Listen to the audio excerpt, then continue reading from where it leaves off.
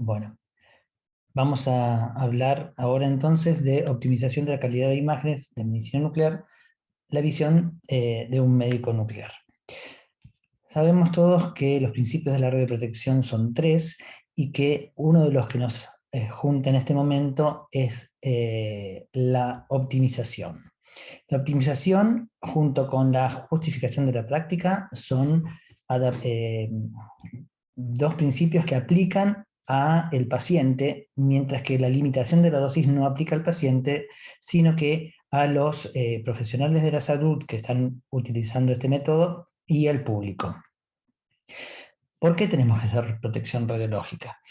Porque lo que queremos nosotros es evitar la aparición de efectos tisulares y limitar la probabilidad de aparición de los efectos estocásticos.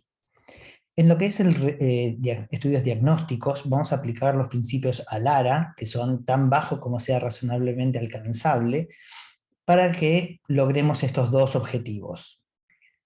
A diferencia de esto, cuando hacemos tratamiento, vamos a usar esos mismos dos objetivos, pero además tenemos que asegurarnos la ocurrencia de efectos tisulares en el órgano blanco, que es el que queremos tratar. Tenemos que generar efectos tisulares en ese lugar. Para eso vamos a cambiar el principio, y este es el principio AHASA, que es tan alto como sea seguro administrar.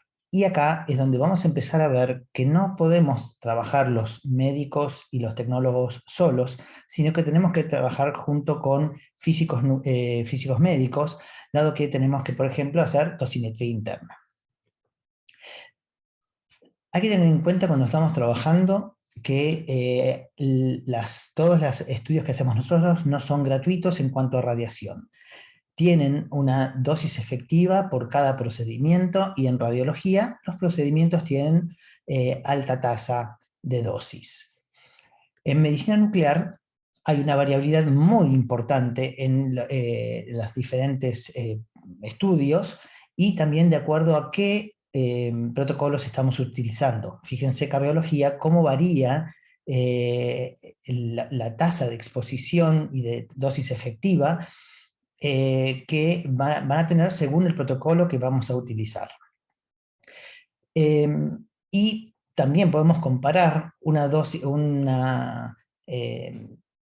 rastreo corporal total con tomografía y un centellograma óseo, cómo podemos bajar bastante las dosis. Estas son las dosis, estos 6,3 milisieverts son las dosis, la dosis efectiva que recibiría a partir de la tabla de PET dose, y esto asume que el paciente no va a hacer la cantidad de orina que uno le va a solicitar, o sea que no va a tener la sobrehidratación que nosotros queremos. En general podemos bajar aún más haciendo sobrehidratación, con lo cual estaríamos optimizando ese paciente, la radiación de ese paciente. Fíjense, el urograma escritor por radiología, cuánto es en radiación con respecto a un radiorrenograma con TTPA o con MAC3, y que MAC3 y DTPA también tienen diferente dosimetría, porque depende de la biodistribución que tienen los fármacos. Ahora, todo esto no hay que tener en cuenta que va a estar aumentando año a año, fue aumentando, ahora se está tratando de llegar a una meseta, porque hubo muchas solicitudes no justificadas. Y esto es algo que tenemos que impactar nosotros en educación hacia los médicos referentes. Habitualmente lo que queremos hacer nosotros es, cuando nos piden un estudio y asignamos un turno, lo ideal sería que el médico justifique esa práctica antes de que llegue el paciente al servicio. Si ese médico no piensa que esta práctica esté justificada, tendría que comunicarse con el médico referente, y ahí eventualmente el médico referente solicitar otro estudio, y así ya seguir un loop ahí. Si el médico referente dice, no, yo quiero ese, y yo no me convenzo, digo, no, no está justificado, entonces daría por terminado y no sería el estudio. También puede pasar que el médico referente dé sus justificativos, y me diga, bueno, no, sí, es verdad, está justificado, y entonces pasamos al próximo paso, que es la optimización. Una vez que empezamos la optimización, hacemos el estudio y el reporte de los resultados. Entonces, el primer paso siempre es la justificación de la práctica y es la revisión del pedido médico y la historia clínica del paciente. Y si esto no está, no hay optimización válida que podamos llegar a hacer. El segundo paso sí ya es empezar la optimización, y el primer paso es conocer al paciente, explicar el procedimiento y adaptar ese protocolo a cada paciente. Pero no solamente vamos a estar ajustando, porque uno siempre habla de tan bajo como sea posible. Entonces sería la dosis, sería la actividad inyectada, pero no solamente es la actividad inyectada lo que vamos a tener que ver. Para optimizar necesitamos tener un instrumento controlado, con aseguramiento de calidad y controles de calidad. Tenemos que tener un radiofármaco bien elegido, marcado y administrado criteriosamente. Y tenemos que tener protocolos de adquisición y procesamientos estándar del servicio que nos guíen a cómo hacerlo. Como vemos, hay diferentes responsabilidades en diferentes puntos, pero de diferentes personas. Entonces, los médicos nucleares y los técnicos son los que más responsabilidad tienen. El médico está en todas las instancias, los técnicos en casi todas, los radiofarmacéuticos en la parte de radiofármacos, y los físicos médicos en la instrumentación sobre todo, pero también en la administración por esto de la dosimetría y la elección de protocolos de procesamiento o de adquisición. Y tampoco termina acá la cosa, porque también es importante el tema de la comunicación de los métodos a los pacientes y a los acompañantes, y ellos son también tienen parte de esta responsabilidad para la optimización de la dosis en ellos mismos. Con lo cual lo que vemos es que es un enfoque interdisciplinario lo que necesitamos hacer.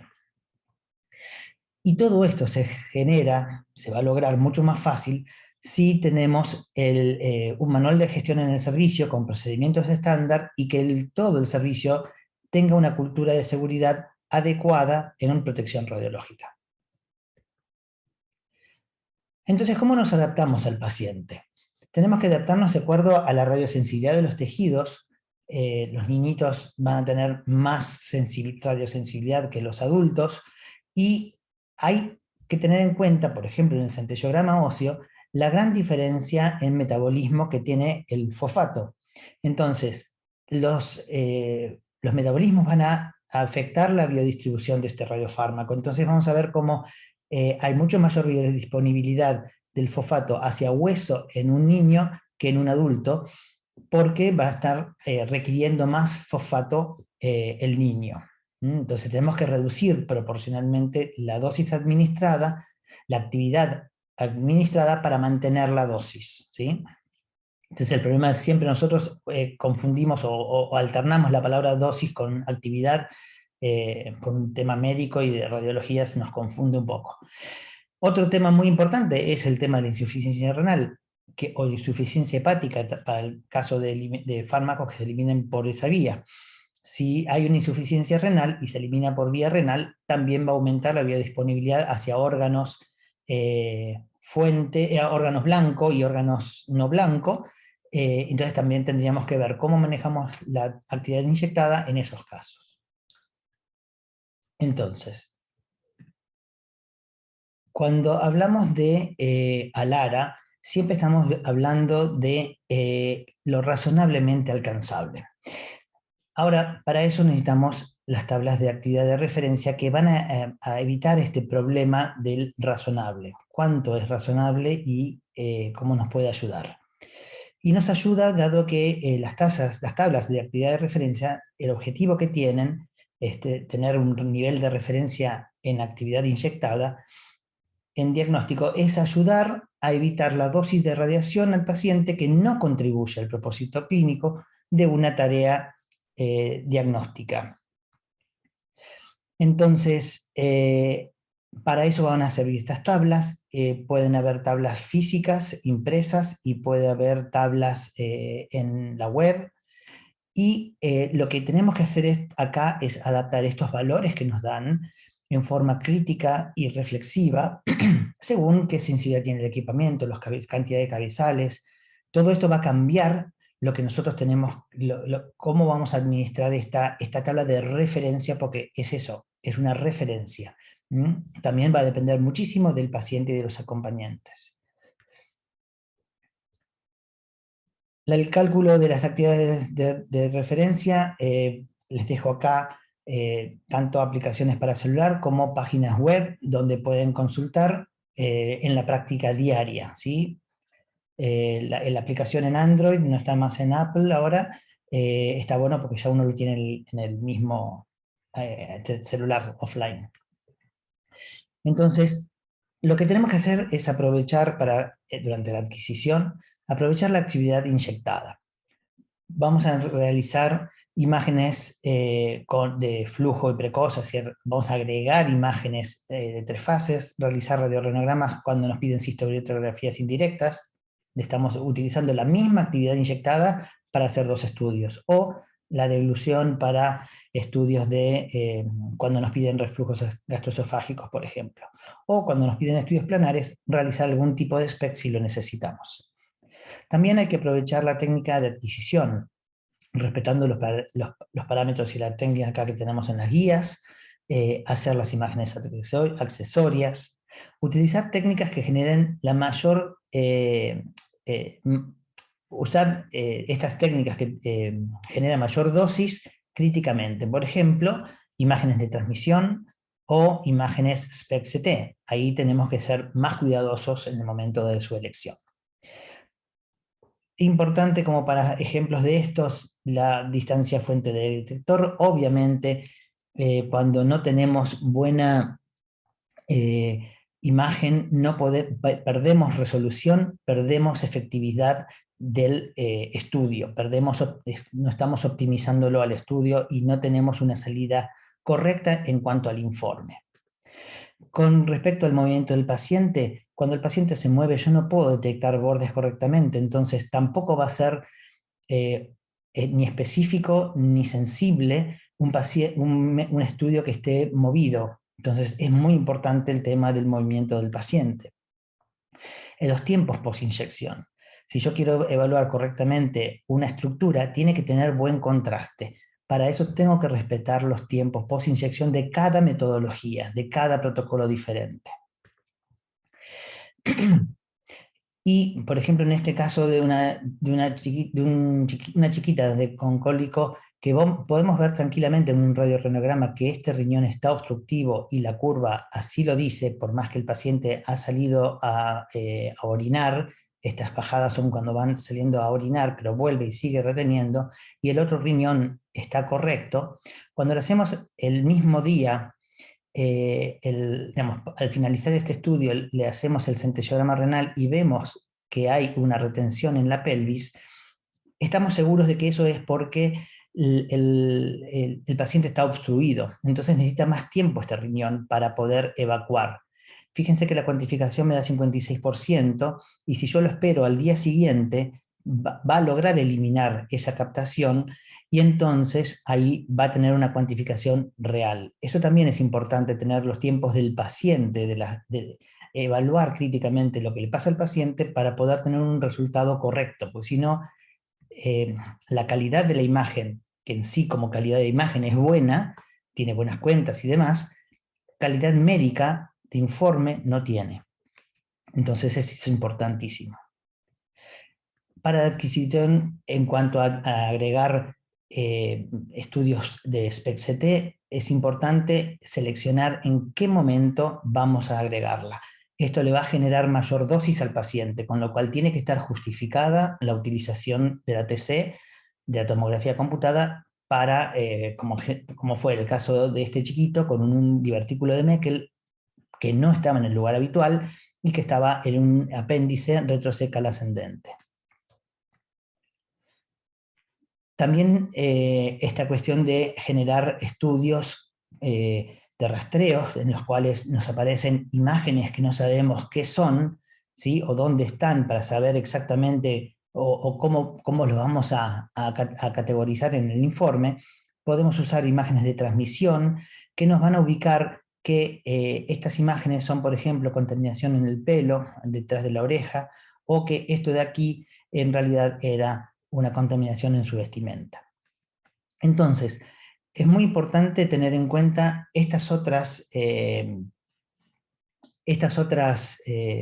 herramientas, perdón, como ImageGently, que apareció en la parte de pediatría, como verán, que tienen acá los accesos para poder ir a las páginas, tienen muchísima documentación de radioprotección y de optimización. Como ImageGently para pediatría funcionó muy bien, empezó a usarse, apareció otra ONG que es ImageWisely, que es para adultos, y después apareció todavía Choosing Wisely, y en los cuales estos van a generar muchos documentos que son importantes para la práctica diaria y para la concientización de los momentos que estamos irradiando a los pacientes. Esto va a generar un compromiso, de hecho uno puede firmar un compromiso que nos crea responsabilidad. Yo lo firmo todos los años, tanto en ImageGently como ImageWisely, y eso, el firmarlo uno, genera esa responsabilidad de mantenerse en el compromiso de hacer radioprotección.